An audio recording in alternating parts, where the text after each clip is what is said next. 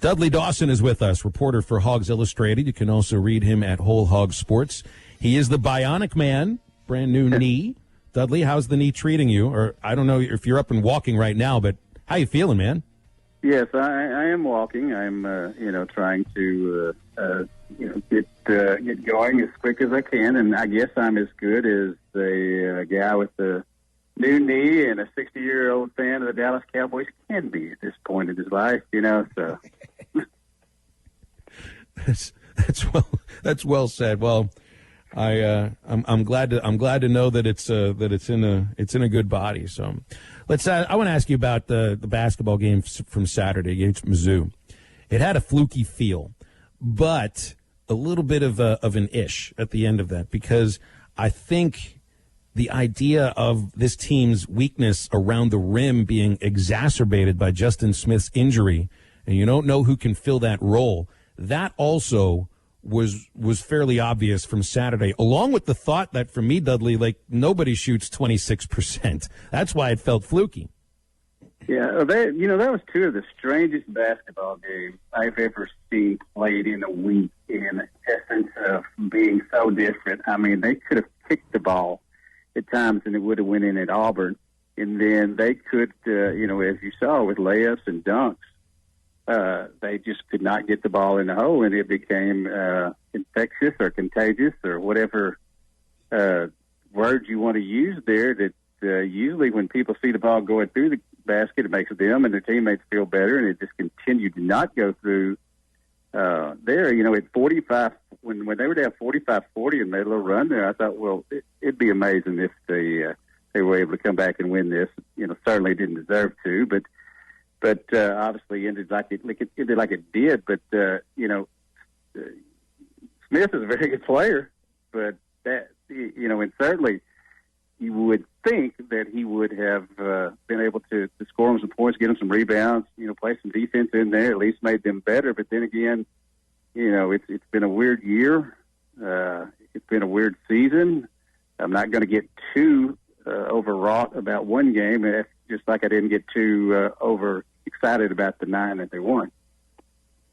Well, and the shooting ought to take care of itself, and so you could tell with Muss now what he feels he's got to figure out, and this is the biggest thing for this team right now, is what combinations work. You'd already taken the idea of the non-conference schedule and known that certain rotations would work with Justin Smith out there, and he was going to get probably up to 29 to 30 minutes a game.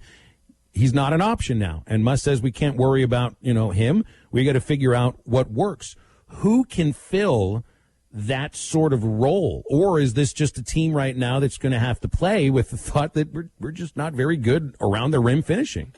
I think they're just not very good around the rim finishing, but obviously Jalen Williams is a kid that I've watched play a lot from the 9th grade on, that I think had a few moments the other day, and certainly I've seen him be able to make impacts on a game. I never in my wildest dreams believed Vance Jackson would be as far back in the doghouse as he is now. For him not to have gotten time the other day just shows you exactly how far back he is in there.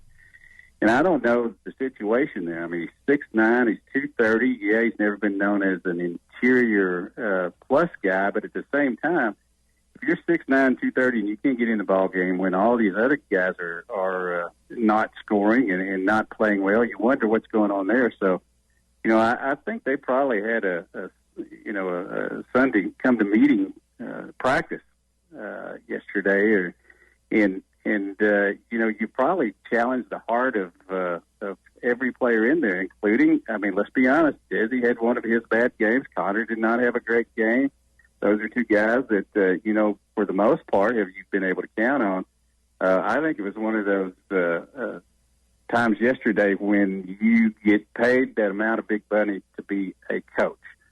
You can put the balls out there, you can draw up plays, you can do a lot of things, but a lot of coaching is mental, and I think this last couple of days has probably been the mental challenge of being a coach that Coach Musselman has had to get into. And I got to be honest, I'm glad he got his technical, because his head was about to explode. Mm-hmm. So it's probably good he got off the court, or he would have questioned the ancestry and DNA of Doug Shows a little bit more.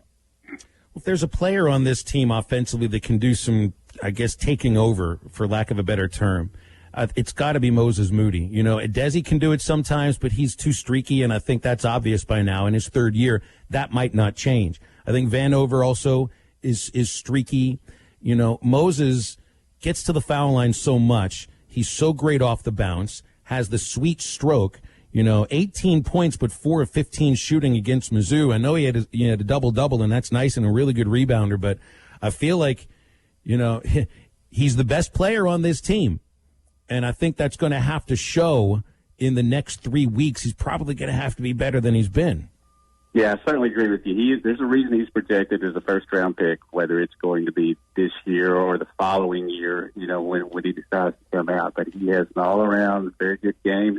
We still have to remember he's a rookie, and while he's played at a high level in terms of the prep basketball that he's played the last couple of years with Cade Cunningham and all the other prep players that you know his Montverde team went up against, he's still a freshman, still a rookie. But there are so many parts of his game, and one of them being the calmness that he brings to the floor, which is a senior's calmness in a freshman's body and freshman's mentality.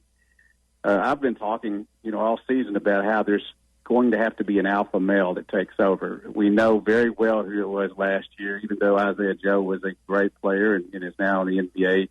Mason Jones was the alpha male, and he was taking that shot, and he was yelling at his team. And you know, I've said that I think Desi, if he was 6'7", 6'8", you know, might be that guy, but it's going to have to be Moses. And Jalen Tate and others have done good things at times, but you know, I think we're about ready to say this is Moses Moody's team. Dudley Dawson here with us on Halftime. Dudley, where's your confidence level heading into Wednesday when the Razorbacks take on Tennessee? Because for how that game went, you would almost rather play a lower-tier SEC team really to gain some confidence back. But, Dudley, now this coming Wednesday, you're going against one of the best teams, if not, well, the best team in the SEC, and arguably one of the top 5 teams in the country. Well, after the Arkansas game on Saturday, I was on Twitter, all hepped up on the hydrocodone, so maybe that wasn't a good thing. But the mentioning that, you know, Tennessee would probably beat them by 50. Then I sit down and I watched Tennessee and Alabama really, you know, outplayed them, and Tennessee did not look as good as they can be. But I know how good Tennessee is overall, and you're right. And this is not a good time to be going to Knoxville and you fighting these guys, because I know Rick Barnes pretty well, and he's going to have them ready to play Yeast Ponds and those guys, you know, are, I believe, a top 10 team. I thought top 5 before Saturday, but, you know, I'll question it a little bit. But they are a very good team and have a lot of good things going on. And they have one player named John Fulkerson who's, you know, a very good player and has done a lot of good things over his career, and they're getting nothing from him. Got nothing from him Saturday and hadn't been getting as much as they should. I feel like it's a bad situation for Arkansas going in there on Wednesday night. But I do think this, I couldn't have come up with the story for either one of those games that happened on Saturday. So, you know, what in the heck's going to happen Wednesday? You know, I suspect Tennessee is a much better team. I suspect Tennessee wins, but, you know, I'm kind of done guessing it's tough, it seems like.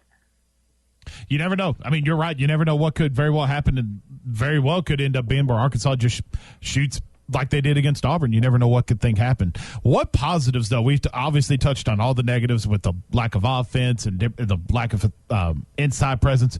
Are there any positives from that loss or from what you've seen during the first 2 games of the SEC season that you can take away from this team?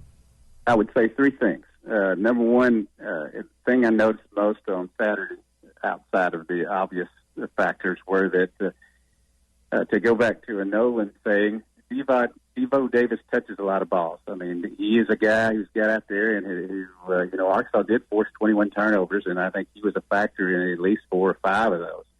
So I think that was a positive to see. I did like the fact that after Coach Musselman lost his mind, that his team, which very easily could have rolled over, and this is not a moral victory stance. This is nothing like that. But they did at least show some fight down the stretch and show some good things. So, I think that's pretty good. And again, I'm going to go back to what I said earlier. I don't know how good Arkansas was in the 9-game winning streak, 10-game winning streak dating back to last year, but they can't be as bad as they were on Saturday. So there's got to be a sea change or something that will go on there. I mean, you don't win 9 games, and I know the schedule wasn't as good as it could have been if they'd have been able to play Louisville and Las Vegas. They'd have been able to play Oklahoma, even if you played San Francisco and Las Vegas. But I do think that they are better than they showed Saturday, and I think that whether it's a 10-8, 9-9, 8-10 team, that's probably what this team is during the SEC part of the schedule. Dudley, before we let you go, you are a Celtics fan and a St. Louis Cardinals fan, along with the Dallas Cowboys. Yes. So you never picked one city to cheer for here. Who's going to have the better season, the Celtics or the Cardinals? The Celtics, because they're at least trying.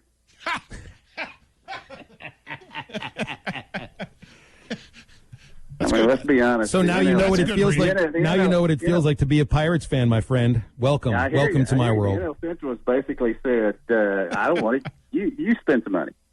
I'm not spending any money. In fact, I'm going to trade a great first baseman to Washington." Well, Boston sure has looked well during the start of the NBA season. Jason Tatum, Dudley, he's been playing really well for the Celtics so far. Yeah, and those two guys, Jaylen Brown and Jason Tatum, are great cornerstones for the future. I keep hearing about James Harden, that they should trade one of those and get James Harden. I'm not in that club. Nope. If they do, I'm sure I'll learn to like him, just like Otis Kirk suddenly went from hating LeBron James to think he's the greatest thing ever, once he went to the Lakers. But, I think we're a pretty good club. Got a $28 million tax exemption that, we can use down the line. It's going to take an awful lot to get past teams like Brooklyn and all that. But, I'm happy that they're at least trying. And John Mozeliak is counting money let's be honest, at least get Molina and Wainwright signed and move on. If you're not going to do that, then first thing you should do is tell the people, and second thing, then just walk away. Yeah, Cardinals ownership is too busy trying to convince their fans that there really isn't a lot of money to be made owning a Major League Baseball team. Yeah, I got a bridge in Brooklyn to sell you too, if you believe that. By the way. Yeah. Dudley, appreciate you, man. Thanks so much Dudley. for jumping on with us. Do it again sometime. Sounds good. All right. That is Dudley Dawson. You can read his stuff, Whole Hog Sports, and of course, with a subscription to Hogs Illustrated. Also, don't forget about the Fence Man. If you own a business that needs more security or needs to look a little prettier from the outside, the number for the Fence Man is 479-782-3936. You call that number, and the Fence Man will come over for a quick, no-obligations quote just like that. They've been specializing in custom installations for over 40 years. Nobody does it any better. Things like gates and controlled access card readers. That's the Fence Man, 479-782-3936. Fence Man is a division of Quantum Property Services. It's about 12 minutes away from the announcement of the winner of the Burlsworth Trophy. It's about 12 minutes from the end of the radio show this afternoon. Maybe we can get this thing squeezed in. I doubt it. We'll have like a second. We'll see if we can pull that off next.